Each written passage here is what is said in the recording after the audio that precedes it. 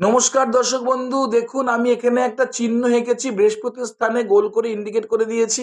কর্কট রাশির হাতে যদি এরকম চিহ্ন থাকে তাহলে অবশ্যই তাদের নানা দিক দিয়ে নানা শুভ সংবাদ পাবে।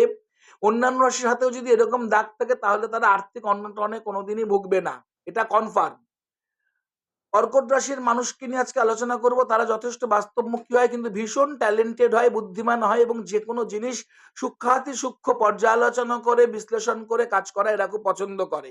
2025 ফেব্রুয়ারি মাসে কর্কট রাশির মানুষের প্রথম সপ্তাহটা আর্থিক উন্নতি এবং খুব ভালো কিছু কানেকশন দেখা যাচ্ছে।